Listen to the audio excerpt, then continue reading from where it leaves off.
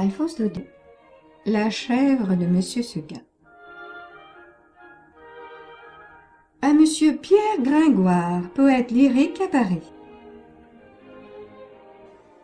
Tu seras bien toujours le même, mon pauvre Gringoire. Comment? On t'offre une place de chroniqueur dans un bon journal de Paris, et tu as l'aplomb de refuser. Mais regarde-toi, malheureux garçon. Regarde ce pourpoint troué, ces chausses en déroute, cette face maigre qui crie la faim. Voilà pourtant où t'a conduit la passion des belles rimes, voilà ce que t'ont valu 10 ans de loyaux services dans les pages du Sire Apollo. Est-ce que tu n'as pas honte à la fin? Fais-toi donc chroniqueur, imbécile, fais-toi chroniqueur.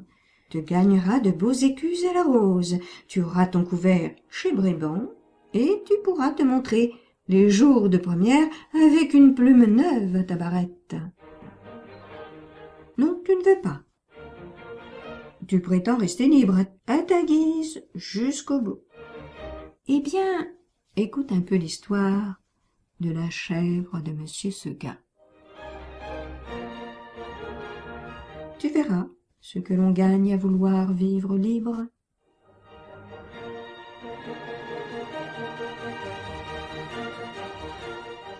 Monsieur Seguin n'avait jamais eu de bonheur avec ses chèvres. Il les perdait toutes de la même façon. Un beau matin, elles cassaient leurs cordes, s'en allaient dans la montagne, et là-haut, le loup les mangeait.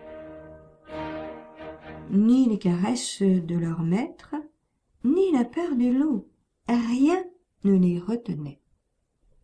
C'étaient, paraît-il, des chèvres indépendantes, voulant à tout prix le grand air et la liberté. Le brave Monsieur Seguin, qui ne comprenait rien au caractère de ces bêtes, était consterné. Il disait « C'est fini, les chèvres s'ennuient chez moi, je n'en garderai pas une. » Cependant, il ne se découragea pas, et, après avoir perdu 6 chèvres de la même manière, il en acheta une 7e. Seulement cette fois, il eut soin de la prendre toute jeune, pour qu'elle s'habituât mieux à demeurer chez lui. Ah, Gringoire, qu'elle était jolie, la petite chèvre de Monsieur Seguin. Qu'elle était jolie, avec ses yeux doux, sa barbiche de sous-officier, ses sabots noirs et luisants, ses cornes zébrées et ses longs poils blancs qui lui faisaient une houppelande. C'était presque aussi charmant que le cabri d'Esmeralda, tu te rappelles, Gringoire? Et puis, docile, caressante, se laissant traire sans bouger, sans mettre son pied dans l'écuelle. Un amour de petite chèvre.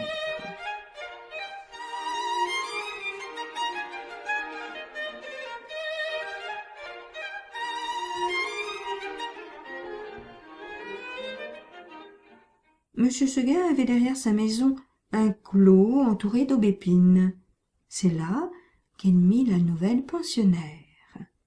Il l'attacha à un pieu au plus bel endroit du pré, en ayant soin de lui laisser beaucoup de cordes, et de temps en temps, il venait voir si elle était bien. La chèvre se trouvait très heureuse, et broutait l'herbe de si bon cœur que Monsieur Seguin était ravi. Enfin, pensait le pauvre homme, en voilà une qui ne s'ennuiera pas chez moi. Monsieur Seguin se trompait. Sa chèvre s'ennuya. Un jour, elle se dit en regardant la montagne: « Comme on doit être bien là-haut! Quel plaisir de gambader dans la bruyère sans cette maudite longe qui vous écorche le cou! C'est bon pour l'âne ou le bœuf de brouter dans un clos. Les chèvres, il leur faut du large. » À partir de ce moment, l'herbe du clos lui parut fade. L'ennui lui vint. Elle maigrit, son lait se fit rare, C'était pitié de l'avoir tirée tout le jour sur sa longe, la tête tournée du côté de la montagne, la narine ouverte, en faisant tristement. Monsieur Seguin s'apercevait bien que sa chèvre avait quelque chose, mais il ne savait pas ce que c'était. Un matin, comme il achevait de la traire, la chèvre se retourna et lui dit, dans son patois: « Écoutez, monsieur Seguin, je me languis chez vous.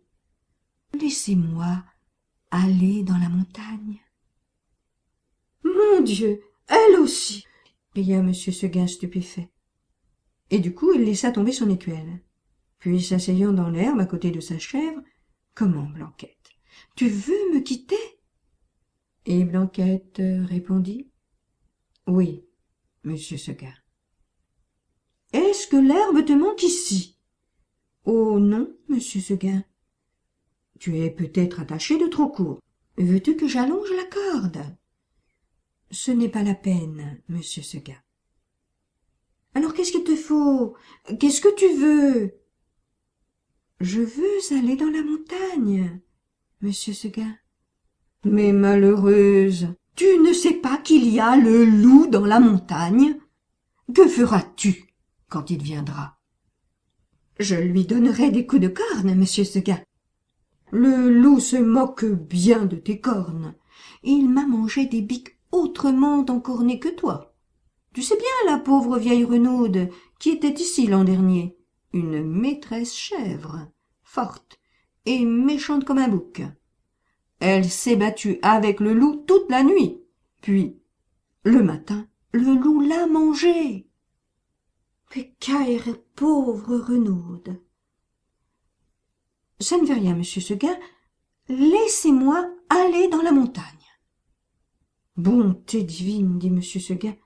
Mais qu'est-ce qu'on leur fait donc à mes chèvres? Encore une que le loup va me manger. Eh bien non. Je te sauverai malgré toi, coquine.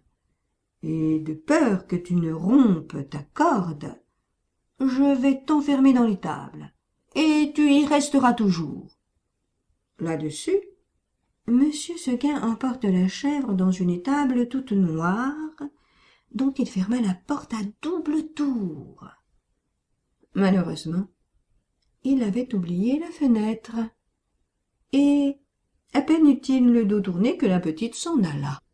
« Tu ris, Gringoire, parbleu, je crois bien, tu es du parti des chèvres, toi, contre ce bon monsieur Seguin. Nous allons voir si tu riras tout à l'heure. » Quand la chèvre blanche arriva dans la montagne, ce fut un ravissement général. Jamais les vieux sapins n'avaient rien vu d'aussi joli. On la reçut comme une petite reine. Les châtaigniers se baissaient jusqu'à terre pour la caresser du bout de leurs branches. Les genêts d'or s'ouvraient sur son passage et sentaient bon tant qu'ils pouvaient. Toute la montagne lui fit fête.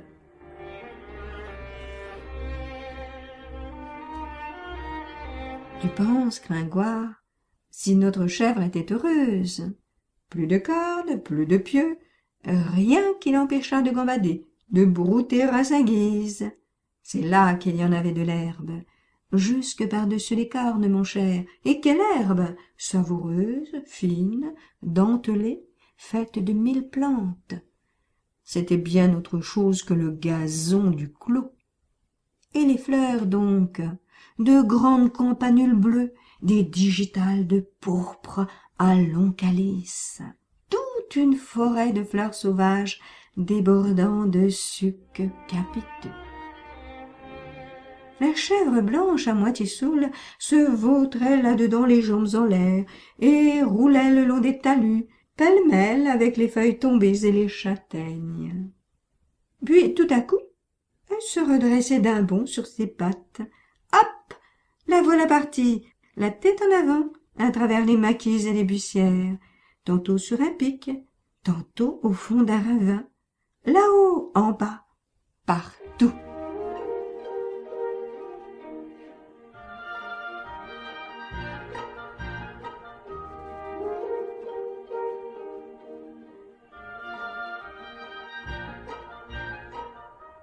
aurait dit qu'il y avait 10 chèvres de monsieur Seguin dans la montagne. C'est qu'elle n'avait peur de rien, la Blanquette. Elle franchissait d'un saut de grands torrents qui l'éclaboussaient au passage, de poussière humide et d'écume.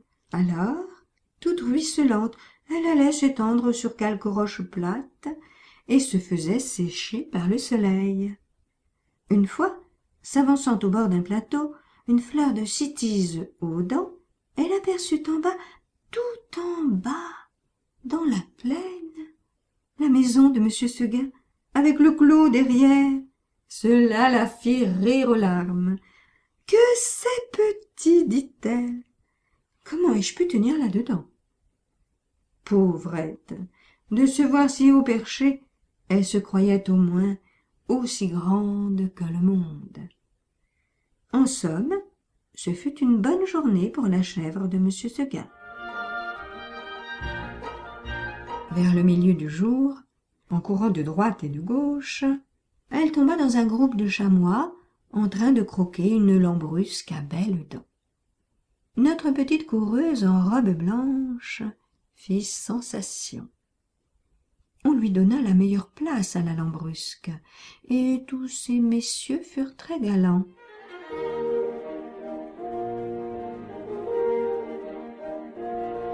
Il paraît même, ceci doit rester entre nous, Gringoire, qu'un jeune chamois à pelage noir eut la bonne fortune de plaire à Blanquette.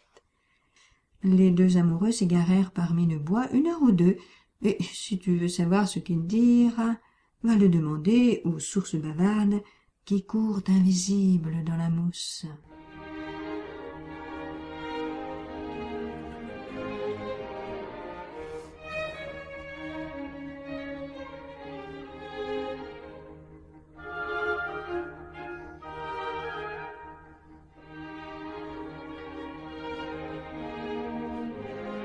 Tout à coup, le vent fraîchit.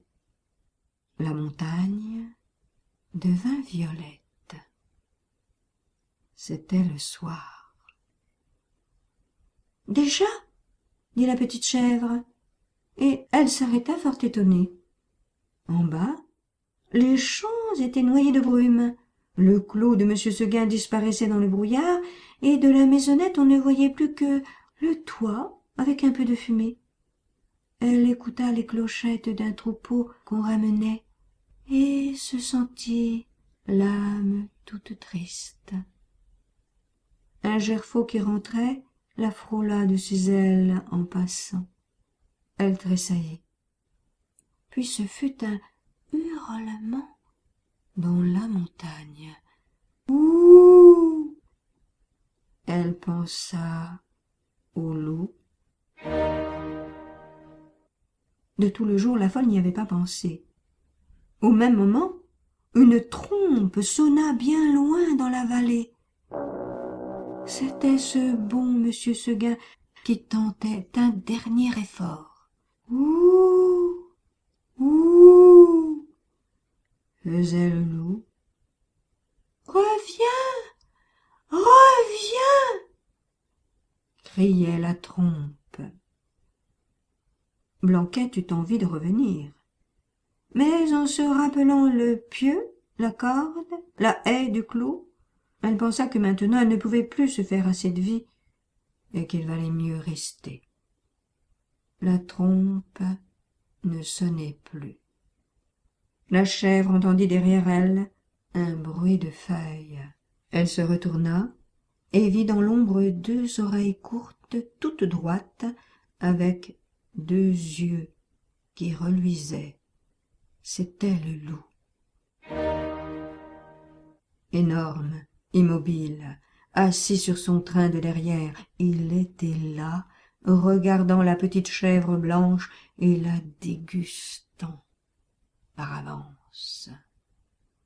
Comme il savait bien qu'il la mangerait, le loup ne se pressait pas. Seulement, quand elle se retourna, il se mit à rire méchamment. « Ha ha ha ! La petite chèvre de monsieur Seguin !» Et il passa sa grosse langue rouge sur ses babines d'amadou. Blanquette se sentit perdue. Un moment, en se rappelant l'histoire de la vieille Renaude qui s'était battue toute la nuit pour être mangée le matin, elle se dit qu'il vaudrait peut-être mieux se laisser manger tout de suite. Mais s'étant ravisée, elle tomba en garde, la tête basse et la corne en avant, comme une brave chèvre de monsieur Seguin qu'elle était. Non pas qu'elle eût l'espoir de tuer le loup. Les chèvres ne tuent pas le loup. Mais seulement pour voir si elle pourrait tenir aussi longtemps que la Renaude. Alors le monstre s'avança, et les petites cornes entrèrent en danse. Ah, la brave petite chevrette, comme elle y allait de bon cœur, plus de 10 fois, je ne mens pas, Gringoire, elle força le loup à reculer pour reprendre haleine. Pendant ces trêves d'1 minute, la gourmande cueillait en hâte encore un brin de sa chère herbe, puis elle retournait au combat, la bouche pleine. Cela dura toute la nuit. De temps en temps, la chèvre de monsieur Seguin regardait les étoiles danser dans le ciel clair, et elle se disait « Oh, pourvu que je tienne jusqu'à l'aube !» L'une après l'autre, les étoiles s'éteignirent. Blanquette redoubla de coups de corne, le loup de coups de dents. Une lueur pâle parut dans l'horizon. Le chant du coq enroué monta d'une métairie. Enfin, dit la pauvre bête, qui n'attendait plus que le jour pour mourir. Et elle s'allongea par terre, dans sa belle fourrure blanche, toute tachée de sang. Alors, le loup se jeta sur la petite chèvre et la mangea.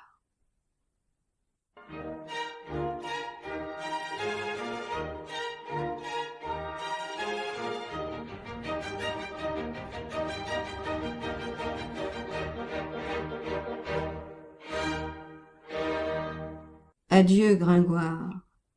L'histoire que tu as entendue n'est pas un conte de mon invention.